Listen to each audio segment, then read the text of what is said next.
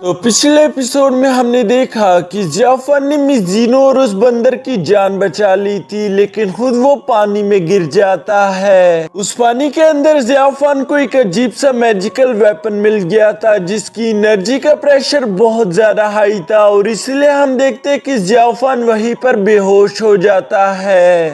अब आगे तो नेक्स्ट एपिसोड बिल्कुल उसी सीन से शुरू होता है, जहां हम देखते हैं कि जियाफन होश में आती मिस जीनू का नाम चिल्लाता है, जबकि साथ ही साथ वो देखता है कि वो तो सही सलामत अपने घर पहुंच चुका था, जबकि मिस जीनू के पेरेंट भी उसके सामने बैठे हुए थे। यहाँ मास्टर जियाफन से सवाल करता है कि क्या तुम बच्चे बेवकूफ हो, आखिर तुम लोग वहाँ पर क्या करने के लिए गए थे? जिस पर जियाफन जवाब देता है कि हम तो बस आराम से खाना खा रहे थे कि तभी एक जंगली बंदर हमारा खाना उठाकर भाग गया और इसी को फॉलो करते करते हम वहाँ पर पहुँच गए। ये सुनकर मास्टर हैरानी के साथ कहते हैं कि आखिर तुम लोग वहाँ पर खाना खाने जाते हो या फिर प्रैक्टिस करने के लिए? जिस पर जियाफन उन्हें डरते हुए जवाब देता है कि हम तो प्रैक्टिस ही कर रहे थे, बस वो तो हमारे ब्रेक का टाइम हो गया और फिर हम खाना खाने शुरू हो गए थे। यह मास्टर को जियाफन की बातें सुनकर काफी ज्यादा गुस्सा आ रहा था। वो कहते हैं कि तुम लोग डाउजी सेट के स्टूडेंट हो और तुम लोग एक बंदर को हरा नहीं पाए, ये हमारे लिए कितनी ज्यादा शर्मिंदगी वाली बात है। दोस्तों, यहाँ पर मास्टर काफी ज्यादा गुस्से में दिखाई दे रहे थे, पर असल में उन्हें काफी ज्यादा फिक्र हो रही थी। उन्हें समझ नहीं आ रहा था कि आज अगर इन दोनों को कुछ हो जाता तो फिर मैं क्या करता। उन्हें बस इसी बात पे गुस्सा आ रहा था। तभी उनकी वाइफ जियाफन से कहती है कि तुम्हारा काफी ज्यादा खून बह चुका है, तो इसलिए मैं कहती हूँ कि तुम्हें उठने की कोई जरूरत नहीं, बल्कि लेट कर आराम करो। जो सुनकर हम देखते हैं कि जियाफन ने फौरन से उनकी बात मान ली थी और वो अपनी जगह पर लेट कर आराम करना शुरू कर देता है। जबकि यहाँ बाहर आते हुए हम देखते हैं कि मास्टर अभी भी काफी ज्यादा गुस्से में दिखाई दे रहे थे। तभी उनकी वाइफ उन्हें शांत कराने की कोशिश करती है। वो उनसे कहती है कि आपको फिक्र करने की कोई जरूरत नहीं, वो दोनों ही ठीक ठाक और सलामत है। अगर उन पर किसी ने हमला किया होता तो हमें मालूम हो चुका होता।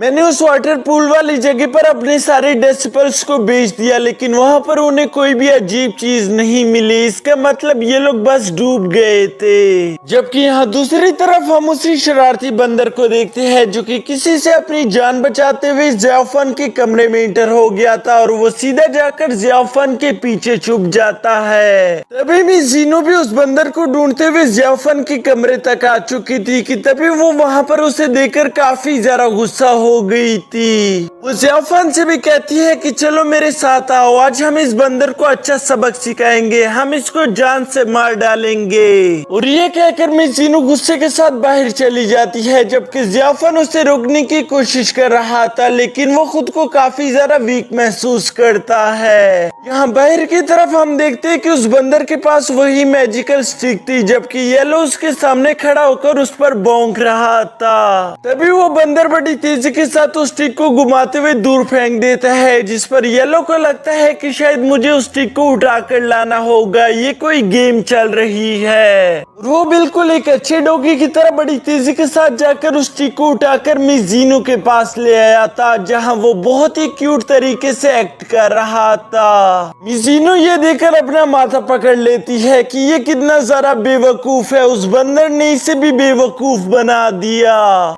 इसलिए खुद मिस जीनो उस बंदर के पीछे भागते हुए उसे पकड़ने की कोशिश करती है, जिसके आखिर में ऐसी सिचुएशन आ गई थी कि उस बंदर के पास जाने के लिए कोई रास्ता नहीं बचा था, क्योंकि उस बंदर की एक तरफ येलो था जबकि दूसरी तरफ मिस जीनो खड़ी थी। और ये मौका पाकर मिस जीनो उस पर फौरन से अटैक कर देती है, जिसकी वजह से वो क्यूट सा बंदर काफी ज्यादा डर गया था। लेकिन तभी जियाफन बीच में आकर वहीं पर मिस जीनो को रोक देता है, जिस पर मिस जीनो को कुछ समझ नहीं आ रहा था और वो काफी ज्यादा गुस्से में दिखाई दे रही थी। जबकि दूसरी तरफ हम देखते हैं कि जियाफन को वो क्यूट सा बंदर काफी ज्यादा अच्छा लग रहा था।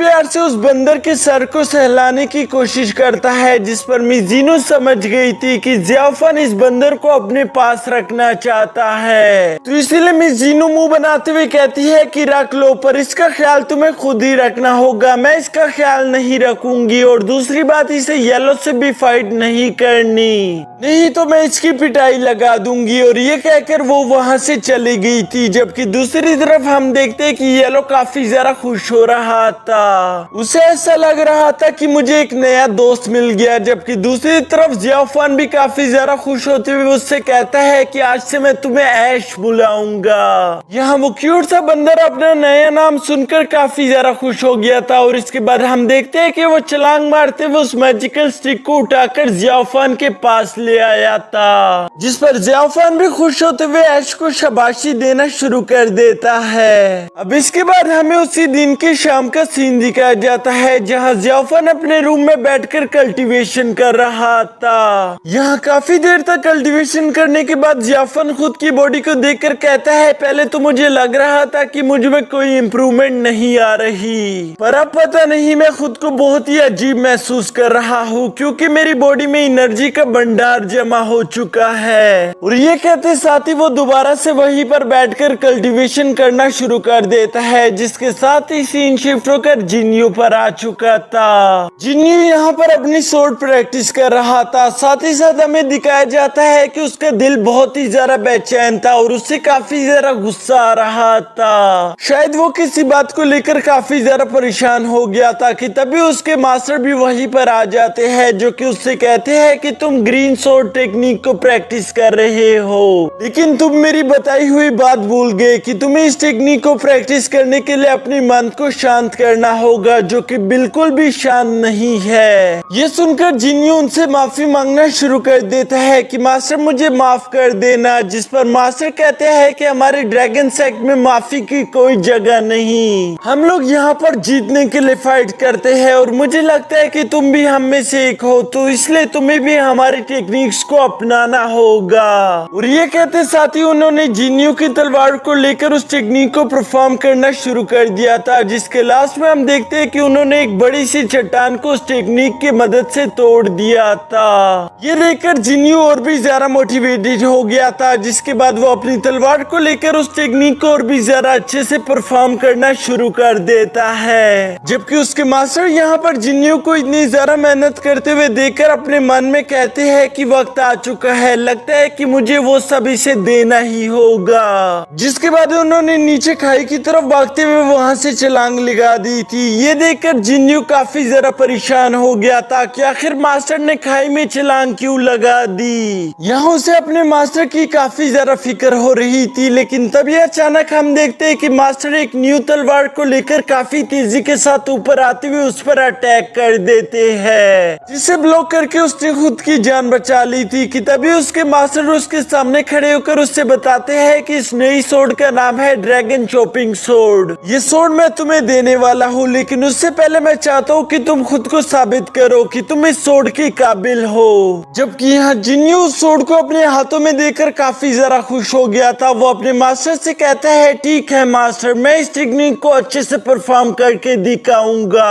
और ये कहते साथ ही वो अपने मास्टर के साथ उस टेक्निक को परफॉर्म करना शुरू कर देता है, जिसमें काफी ज्यादा मेहनत करने के बाद आखिरकार हम देखते हैं कि उसने उस टेक्निक को अच्छे से परफॉर्म करना सीख लिया था। वो यहाँ पर इस ड्रैगन चॉपिंग सोर्ड टेक्निक को सीखकर काफी ज्यादा कूल दिखाई दे रहा था। जबकि उसके मास्टर भी ये देखकर काफी ज्यादा खुश हो जाते हैं। वो उससे कहते हैं कि शाबाश, तुमने कर दिखाया, तुम तो बहुत ज्यादा टैलेंटेड हो। मुझे ये उम्मीद नहीं थी कि तुम एक ही बारी में इस टेक्निक को सीख जाओगे। अब तो मैंने तुम्हें ऑलमोस्ट सब कुछ सिखा दिया है, तो इसलिए मुझे लगता है कि अब मुझे तुम्हें अपने ड्रैगन सेट की सुप्रीम सोर्ड टेक्निक भी सिखानी होगी। जो कहते साथ ही मास्टर ने हवा में छलांग लगा दी थी और वो सुप्रीम टेक्निक को परफॉर्म करना शुरू कर देते हैं, जिसमें काफी ज्यादा थंडर एनर्जी एक सोर्ड में कलेक्ट हो रही थी। लेकिन पता नहीं क्यों जिन्यू उस टेक्निक को देखकर वहीं पर बेहोश हो जाता है। जिसके साथ ही हमारा ये एपिसोड भी